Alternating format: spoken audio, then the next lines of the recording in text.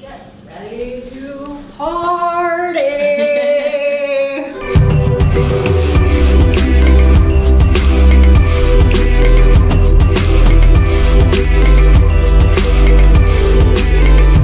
Struggling today, man. Today I'm mainly focused on publishing. I just published day 4 on that 5-day YouTube series. The first 3 are basically killing it. Collective 36,000 views. I'm like hesitant to share this because like a lot of this stuff is like we're painstakingly learning this, and this is really, you normally have to, I don't know, pay for this kind of information. We've noticed over the last several months, probably maybe even a year or so, you can view your real-time views on YouTube. So this is all our most recently published stuff. And then you can sort by most popular over the last hour or last 2 days. And we've noticed a strong pattern of when a new video gets published. This is a video that I just published like 20 minutes ago. The video before that got published, the views immediately fall off. And we've noticed that over and over and over again. We push a new video out, the day before video, the views fall off. And then we push the next day's video, the previous video again, like the views fall off. This series that we've done has been completely different. Not only have the views not been falling off when the next one comes out, but they go up. Basically it's doing exactly what we hoped would happen because of how we structured the videos and how we structured the series. This has never happened for us before. 100 views in an hour in real time is super strong for us. So to have 4 videos all at that level, and this is gonna raise, day 2 is gonna raise. You can see it raising right here. Here's the video I just published, and you can see how this is raised, this is raised. So this is gonna be at 100 in the last hour pretty soon. This is like pretty substantial for us. Just the fact that this is really kind of rolling the way that we were hoping it would. So definitely pretty happy about that. The office. Oh my gosh, has Ian seen this? Ian, have you seen this? This will be a great intro to like, hey, we're gonna start doing some behind the scenes stuff though. Makes my heart happy. Just went live, see what they have to say. Like literally like a minute ago.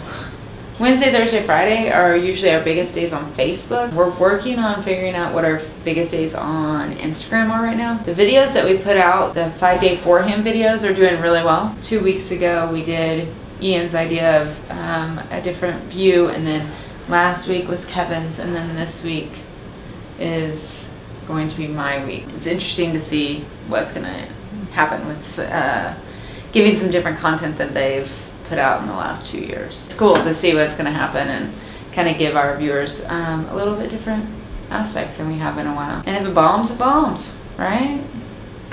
If it works, we repeat. That's probably the most frequent question I've asked is, how do you not run out of ideas? And I think it's kind of a funny question. I don't know, if you're really super passionate about something, it's unlimited. There's multiple reasons. I keep learning, I keep developing as a coach and as a communicator and as a practitioner. And 2, every student is different. Every individual is different. For every new way that I learn how to explain something, and for every new person that I work with, there's a whole nother perspective and way of talking about it. It's limitless. It's completely unlimited. What I'm about to talk about for tip of the day today, I've talked about probably 30 times in other tips of the day, but I'm gonna say it a little bit different, from a little bit different perspective, and so it'll resonate with different people a little bit stronger, other people not so much, and that's how, like, our audience is thousands of people. If you say the same thing a little bit differently, it'll help different segments of that broader audience. It's funny, like people from the outside, I feel like that's what they think is probably the biggest challenge. How do you make a video every day? Like you're gonna run out of things to say, is what everybody always says. But if you really love the topic, I feel like that's the easiest part. It's just saying stuff.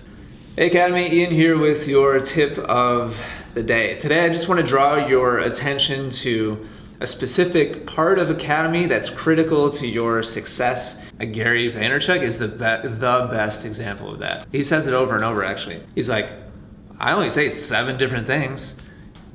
It's just they're principles, like they're truths. And that's the other part about it. Like you can't over communicate stuff that's just fundamentally true, especially when they're things that your audience just doesn't do. It's critical that I continue to communicate, I was gonna say over communicate by, but it's not over communicating. It's trying to push people, to motivate people, to inspire people to actually do what I know they need to do. That's how it is with so much of life, with self-improvement and like self-development. It's like we know what we're supposed to do. Everybody's just looking for that little bit of push to do what they know they're supposed to do, to achieve what they actually want to achieve. A lot of what we're doing is just repackaging the same principles, not in like a bad way or a nefarious way, in a way that hopefully continues to make it more consumable and more interesting. Because the way to get better at tennis today is the same way to get better at tennis yesterday. But there's a lot of content creators out there that want to make you think that they're like reinventing it and they found some secret new way. Most of that is BS. I'm going to send you a link to a podcast. The podcast is called Work Life. All right, so the episode is it's called How to Love Criticism. It was a TEDx branch off podcast that's done by a behavioral psychologist. And he interviewed a guy, but he wrote a book recently called Principles. He's a hedge fund manager, like multi-billion-dollar hedge fund manager. And one of the main principles that he operates his business on is radical transparency. And the whole principle is a team of people can't do really great work without telling each other exactly what they think. And so if you're like BSing, trying to be politically correct or not hurt people's feelings, then it holds the entire team back, because nobody is able to fix the things that they're not any good at, because nobody has the courage to actually tell them. We're all like in the habit of telling each other exactly what we think. For most people in like most work environments, that's super awkward. Not that it's like fun to hear that you messed up or you suck at something, but if you're serious about doing the best possible work, then you want to hear that. If your goal is to just kind of like get by and just do the minimum to like get paid, then you don't want to deal with like the hard stuff like that. And so we're all here because we want to be excellent every day at what we're doing, and so we're open to that. And that's a culture that a lot of people are not okay with. The process of it means talking about things that are not always pleasant to hear. But in time, actually, like with practice, you actually start to appreciate hearing those things. At first, it sucks, but you view it as an opportunity to improve instead of viewing it as like, oh wow, this sucks, like I'm getting kicked in the nuts right now. Let's get ready to party! So the main objectives are to me. Because we didn't really define that for Mike before, did we? No, we didn't. Which is unfortunate. Well, I mean, sad. Not really. Like I'm always gonna lean towards just throwing them to the wolves and be like, go ahead and make something and see what happens. Yeah. Because I mean that tells us more than anything about somebody. So I don't regret not telling them. But now is the right time to have a conversation for sure, I think. It's the right time. Yeah. To me, the vlog is where we build personal relationships. Above anything else, what we do is about people.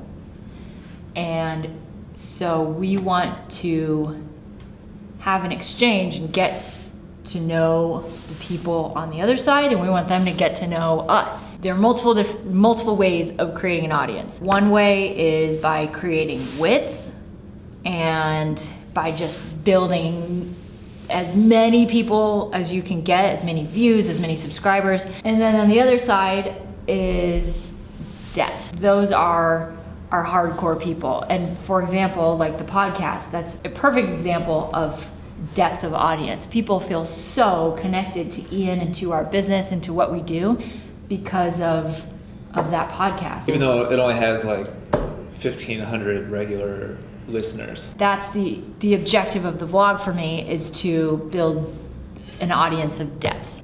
So I'm on point? I'm on track here? Yeah. Just kidding. Yeah, I just wrote down. It was a test. I just wrote down 2 phrases. I said a closer connection with our core audience, and then be more human and relatable to our general audience. We're not just have people view us as not just a business. So I think that's the big thing, is letting people know who we are. Mm-hmm. Especially like Kevin and I too, because they don't know us at all. We didn't publish cut 1, Mike, because I think that in a nutshell, the first minute was just super confusing. I actually think the rest of that episode was actually pretty good, but the whole first minute was just like a big WTF. The opener was like a big inside joke. Was that a huge bet? Huge bet.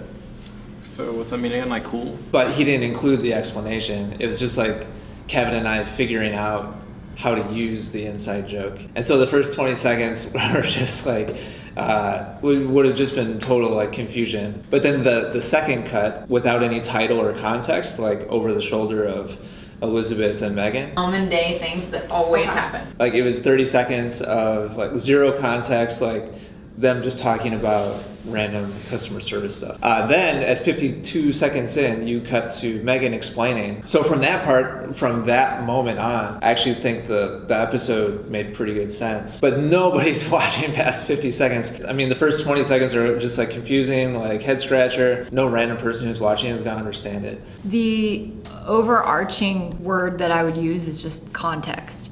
So you have to be able to provide context to everybody about what was happening, which is exactly what happened there. But then it seemed to like jump from day to day without explanation. If it flowed together, well, you could just simply put in like a graphic that said this was on Monday or this was on Wednesday. So I would say after watching that first one and seeing the context that it lacked, I would say, well, gosh, okay. The last time that we put up vlogs was like a year and a half ago, and our business has changed so wildly since then. When you watch the very first episode, you go in and on episode 1, all they do is fill you in. Like, here's where we are in this point in time, here are the characters, and here's what they do so that you have a reason to continue watching. That is what my overall assessment was. I think my biggest thing is that I was telling her is that I feel like there needs to be like a beginning and an end. Like I feel like it kind of just starts and then it kind of just ends. Like I was like, oh, that's the end. Like, have you watched Casey Neistat's like older vlogs? They simply end with a graphic on the screen, and it's not really. Yeah. Keep playing around. Yeah. Yeah, it was a really good That's story. what we do every day, Mike. Keep playing around.